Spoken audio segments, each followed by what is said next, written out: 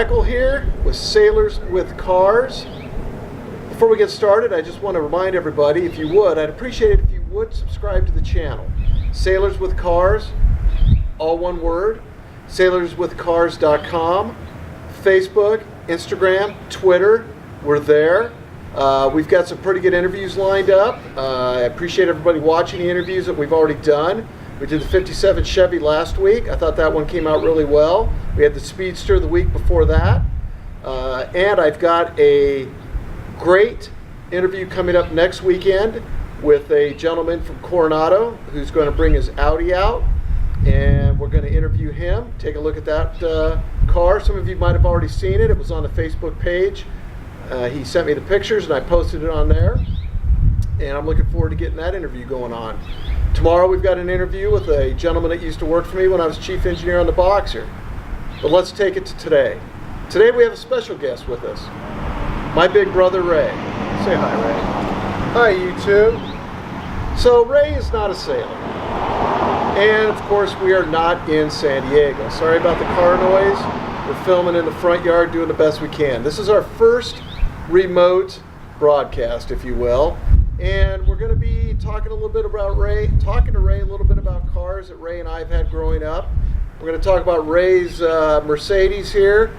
Sorry that the lighting may not be the best, but like I said, we're at the remote garage, you could say. We're doing the best we can. So Ray, first car. 71 VW Bug. Was it a 71? I thought it was a 70. No, it was a 71. It had a 70 engine in it. I did not know that. Remember, it came from the salvage yard. Yeah, what was the people that... Ralph Ward's in Great Falls, Montana. It was candy apple red. It broke mag on wheels. the way home. Did it? Yeah. I don't remember Yeah, I had that. to do some repairs on the way home. Yeah, the battery cable came off or something. But anyway. And how much did you pay for that fine ride? I think $900. Maybe $800. And I bought it for $1,100. What was that about? But it had a new engine. Really? Yeah, it had I didn't even know it. That was, of course, my first car. And how did that come around? Our father, you should buy this car, which meant you were going to buy the car. So you paid $9, I paid $11. New engine or not, that was bullshit. I got screwed from the get-go on that piece of shit. And I'm sorry, what car did you go to after that? 73 Nova Super Sport. Yeah, a 73 Nova Super Sport. Once again, I was driving a 71 Beetle. 1600cc, a shit engine with a oil bath air cleaner in it. If that wasn't the worst piece of crap there ever was. I never got the 73 Chevy because Ray had that for quite a few years. How many years did you have that car? 7 or 8. Until you went to work for Federal Mobile and got your first company car. Right. Yes. And then Dad sold the Nova to the lady and her son wrecked it. Correct. Yes. So technically, other than the 73 Nova, you've never really owned a car of your own other than what your wife drives. Correct. I've been a sales rep now since 1990, and my first company car was a Taurus wagon. The 89. Yes. Fine automobile. That I bought, or he bought, from Federal Mogul. Dad bought it. Please. Dad bought it, and then I drove it from Rancho Cucamonga to Great Falls, Montana. And then fast forward, I don't know how many years, a lot, it was given to me. And I shipped it down for $500. Correct. And I drove it for a few years until I went to Virginia, and I gave it away to charity. And you nicknamed it the Hoopty. The Hoopty. Well, it was the Hoopty. It was all blacked out.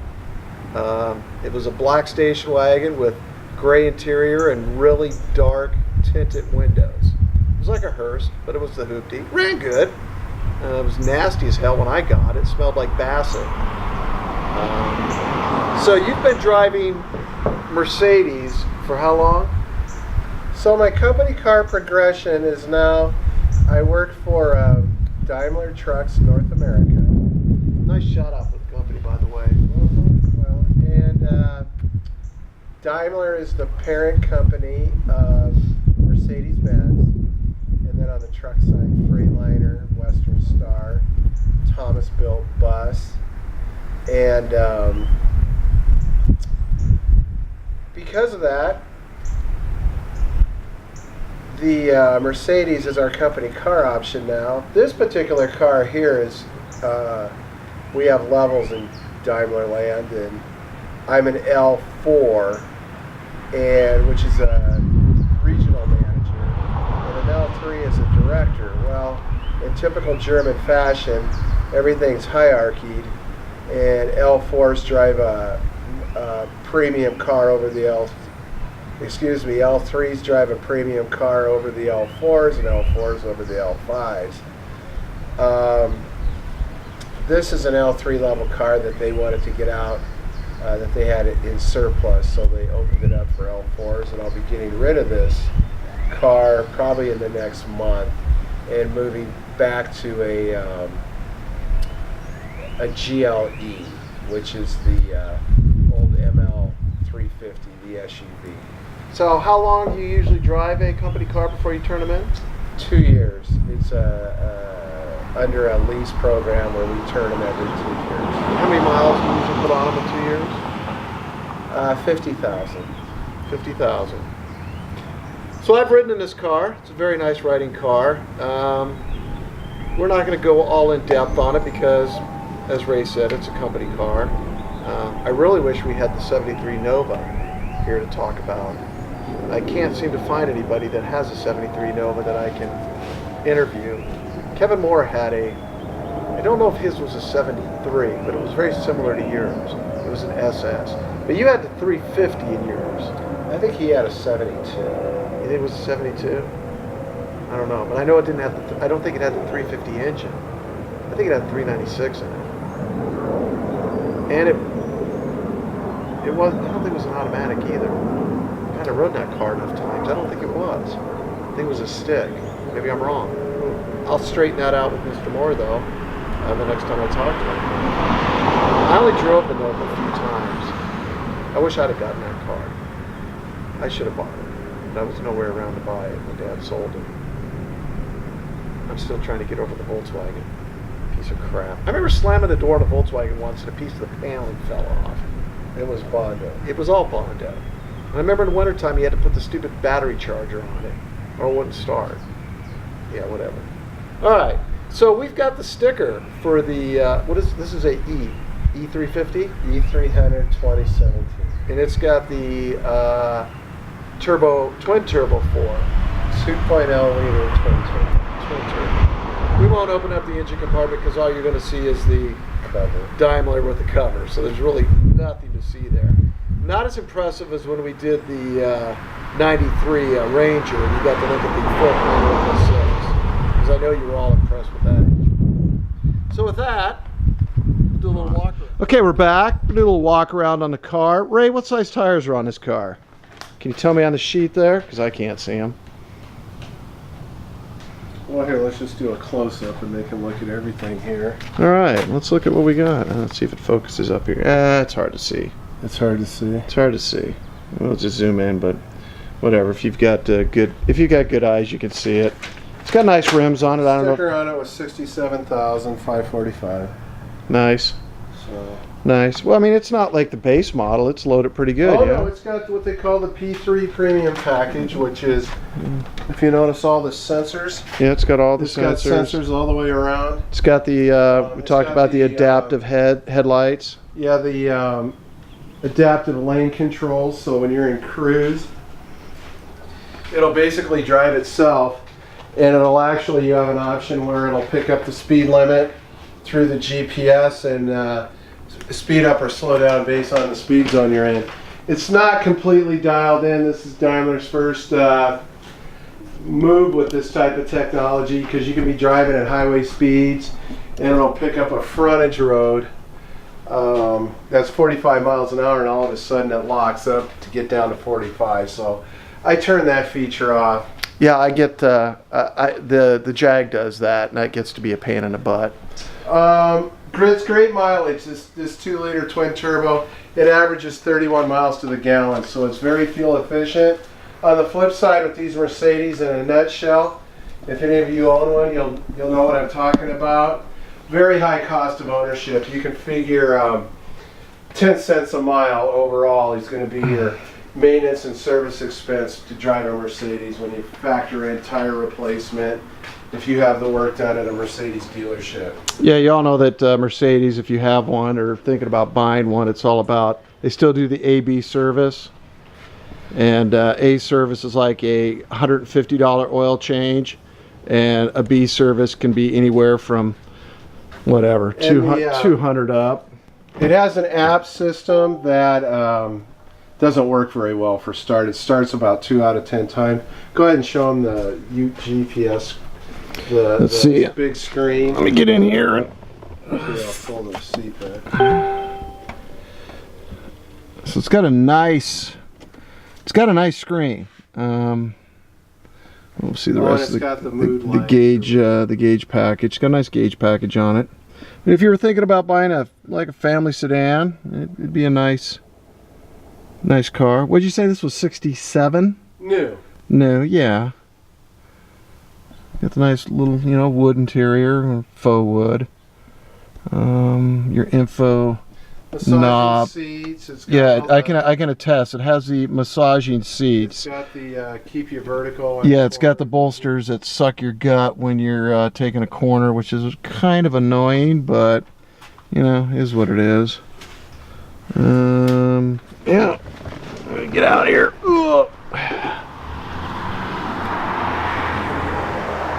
Yeah, well, we don't have a lot to talk about with this car, but just trying to keep the channel going with something. And I figured we'd take the opportunity to talk with my big brother while we're here. Take another little walk around the front of it here. Another view at Ray relaxing. Alright, well, we'll take a little drive in the car. This will be a short video. It's all good. We'll sum things up. Talk to you in a few. Okay, YouTube, we're back. We're in the car. You can't really see me. Sorry about that. We're doing the best we can here, but you can see Big Bro here driving. I don't know. Let's go out. Let's run around the block, do something. Just talk a little bit about it. So once again, it's a company car. Not a lot to talk about. We know it's going to be a smooth riding vehicle. Mileage. What's it get for mileage? 31. It's really good. So because it's got the 4-banger in it. Yeah. So you spend a lot of time in here. So how much time in your in a week? What's your percent of time that you're in the car? 50%? No, not as much as it used to be, because most of my accounts, the corporate offices are in the Twin Cities, so I don't have to drive to move. Twin Cities. That is St. Paul. Yeah, of course, St. Paul. Sorry, San Diego. I know that's the 28 people that are subscribed. They're probably all San Diego people. So you get a little view of Minnesota here. It's very green here, I can tell you that. You can probably see a little bit of it looking out the window that way, but it's very green. It's a nice day here today. It's about 80, what's it say? 80 what? 82. 82 degrees, no humidity. It's very nice. It's a nice summer day. So school's getting out. Everybody's on their way going somewhere. My nephew is graduating from high school. That's why we're out here in Minnesota for his graduation. So we're looking forward to that. I'm going to miss this car. Very smooth riding, very responsive, and a feature that you can't see in this ride-along that I really like, it's called the heads-up display, and I can see the speed is imposed on the lower part of the windshield, so I never have to look down and take my eyes off the road. So a lot of opinions about that. I wear normally polarized sunglasses, so it's difficult to see it. If you do that, I could probably see it with these sunglasses on, but I've never had a vehicle that's had it. People that have it say they love it. I don't really have an opinion. So as we're doing this, I'll let Mike go into some of the features that he even has. So this car has quite the it's got quite the bells and whistles when it comes to seat options. You can do a massage, go ahead and hot relaxing back massage, a hot relaxing shoulder, activating massage, classic massage, Wave massage. God only knows what that is. Mobilizing massage. Maybe that kicks your ass out of the car. I don't know. Oh, active workout back massage. You don't even have to go to the gym. Active workout cushion that goes right in your butt. Maybe we should try that. Let's try that one. See how that works. Press. Oh my God, I feel it on my buttocks. Yes. Yes, it's actively working my buttocks. We'll leave that one on there. Heated, cooled seats, the whole 9 yards. It's all here. Is this real leather or full leather? No, that's MB Tech. MB Tech, faux leather. Which is the fancy name for fake leather. Fake leather. It's like the nice faux wood. The wood does it pretty nice though. I mean, wood plastic. I'm not a big fan of brown on black, but they don't make a black option. What's worse is a black car with brown seats, and Jaguar does that. It's horrific. It looks like you're sitting in a big turd. That's terrible. Yeah, not something I'd recommend. Some I really, with all these sensors, it really has excellent collision avoidance. Actually, you know, if somebody pulls out in front of me, it'll lock up the brakes on its own. And like I said, it's got that lane detecting, so when I'm in cruise control, you just basically keep your hands on the wheel and it steers itself. The big projection screen that he showed you, it has a tremendous all-around view of the car, top-down view. You never really have to look in your mirrors if you don't want to for whatever you're doing. We just took it to the car wash, and you can see the view of the car wash scrubbers scrubbing on the side of the car. It has the modes like all the European cars. This is in comfort mode right now, but it has Sport, Sport Plus, several others. I can just go your way, drive if you can, or come back around. Yeah, we'll just go back around. We don't have to come back for much. Are you done? Well, we can wrap it up. How much you going to talk about? No, this that's thing? about it. Yeah. So, all right. So there you have it. Nothing sexy. Just it's a nice car. Nice company car. Yeah. Well, not many of us have company cars to begin with, and there's not many people that have a Mercedes as a company car. So you can't beat that. I've never had a company car, and I will never have a company car. It's just the way it is. But you spend a lot more time with cars than I do, so I'm really enjoying this butt massage, by the way. This is really quite odd. Glad it's working for you. Yeah. All right, YouTube, we're going to go back to the garage and wrap it up. I'm not going to give Ray a hat because he already got one. So he's got a Sailors with Cars hat. So with that, we'll see you in a few. All right, we're back. Sailors with Cars, sailorswithcars.com. Once again, if you're new to the channel, check it out. There's about 5 videos now. First video explains why I'm doing this. First few videos are just me detailing my vehicles that I own. And then we had our first interview and our second interview last week. And today, of course, we're with my big brother, Ray. Ray, thanks again for coming on the channel. Really appreciate it, Mike. Well, you know, all 28 subscribers appreciate you. So Ray and I are going to finish our fine Michelob Golden Light draft beers here in the garage.